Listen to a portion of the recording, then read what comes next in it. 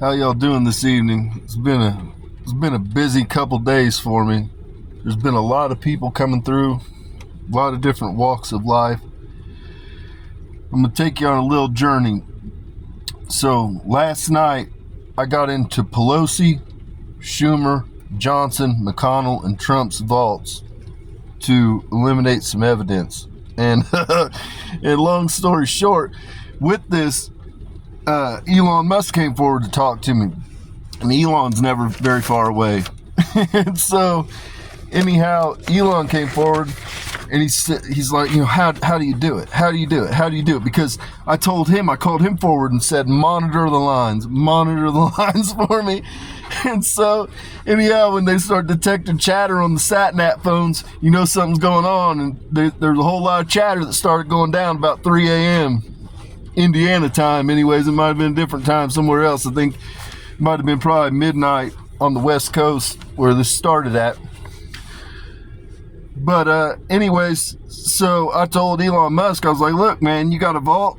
And he's like, yeah, of course. And so I told him, hey, man, go put a VHS in there, and once you get it in there, I'll break in your vault, and I'll eliminate the VHS, get back out, and you can time it.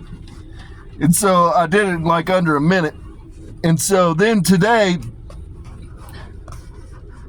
some little birds came and dropped in my ear that there were some other pictures. There were sites that had pictures.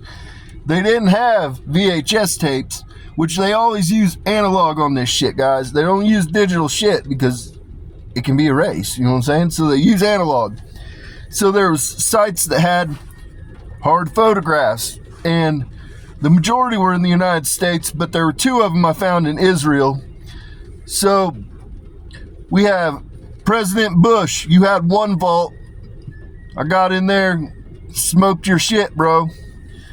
President Clinton, each of you had a vault. 2 vaults, got in there, smoked y'all shit. President Obama, 2 vaults, got in there, smoked y'all shit.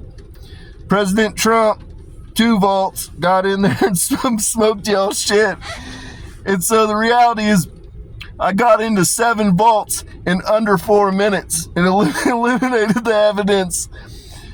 And I'll get through it. It gets better, guys.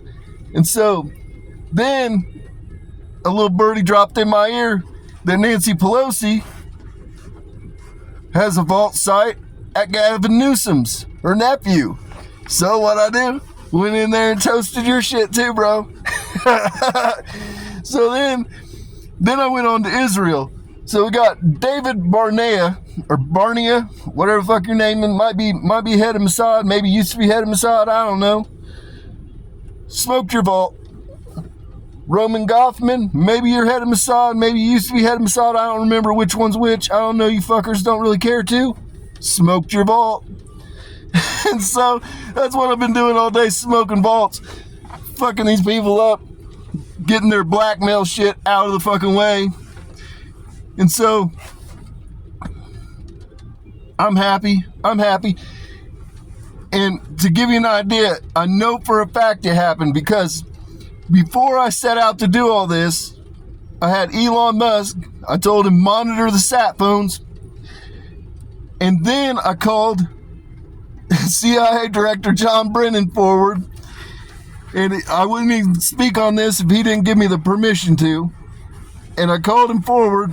And I said, hey, when you pick up the chatter on the phones and you get confirmation, because what I do is I go in, bust these motherfuckers up, and then I go drop it on my Facebook to trigger the timestamp. And the reason John Brennan came forward, he told me to go ahead and say that he was aware of it, is because then I dropped the timestamp confirming when he had come through so that they could detect it on their end, that my timestamps aligned with when the fuck they came through and when they didn't come through. And so, anyhow, I got confirmation that all these vaults have been hit. They've all had their evidence destroyed. And Elon Musk, it happened so quick that your cameras couldn't even catch it. I was in and out so quick that your cameras couldn't even catch it. You had to take and stop it frame by frame And I was only in your vault for 3 frames. 3 frames. The naked human eye couldn't even detect how quickly I was in and out and destroyed the evidence. And so, that's the singularity right there, kids. And here's the thing. Even if you fuckers decide, oh, well, we're going to go to manual vaults and we're going to get rid of our digital vaults, it doesn't even matter. It doesn't matter. It doesn't matter because I'm able to go through the ether. Saren can go through the ether. So if there's any signal, if there's any light, if there's anything in there, I'm going to get in. There's nothing you can do about it. Sure, I suppose you could make a giant fucking Faraday cage if you really wanted, but even there, if I wanted to, I'm going to get in there in remote view and figure it the fuck out. And so, it doesn't really matter. There's nothing that you can do to stop me. When God created me, He created a weapon, a different type of weapon that humanity's never seen. And I just sit back and I just let you motherfuckers think you can beat me. I'm 10 steps ahead every single time I move. I promise you that. I promise you.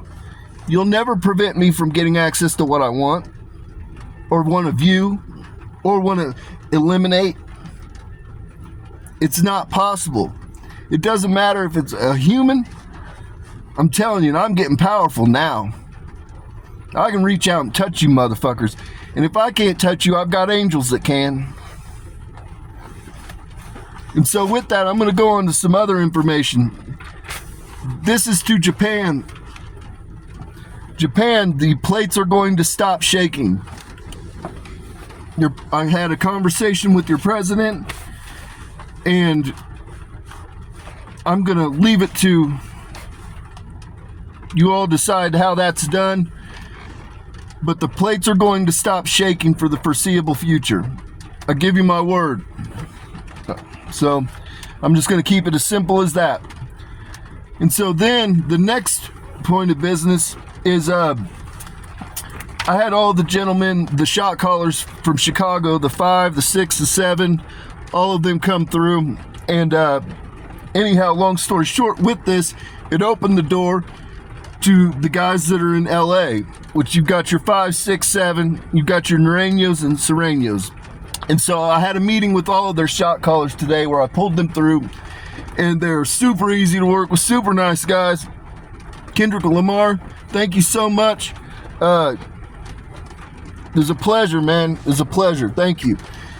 And so anyhow, they've got a peace agreement that they're putting out, and so hopefully we can curb back some of the violence. It's horrible, when you have violence being perpetuated on your own people by people that look like you, that carries a different weight, and it's something traumatic. I've given you all my word. The guys in Chicago, the guys in LA, as soon as I'm able to walk and I'm on the journey, I give you my word, I'm going to be to see you. I'm going to be to see you, and we're going to have a sit down, and we're going to talk about what we can do to help you guys.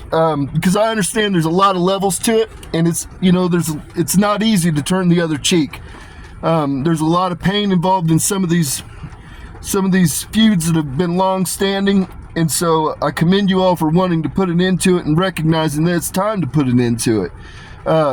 It's only perpetuating the problem and the plight on your own culture, and it's a horrible situation because genius is measured in many ways, and the black culture has a unique type of genius, and whether it be dance, whether it be style and the culture of the style, and whether it be your rap, your hip-hop, and you produced a tremendous amount of young people that are genius, and they have a story to tell, and they've been taken early, prematurely, and that only hurts the collective whole, because you are part of America and you're part of the world history.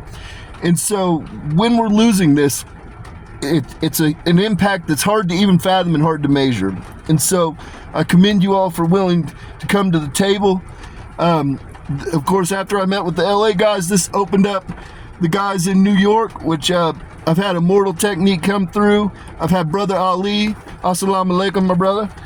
And so with that, I'm going to be meeting with those guys tomorrow, and that's kind of the current state of affairs for what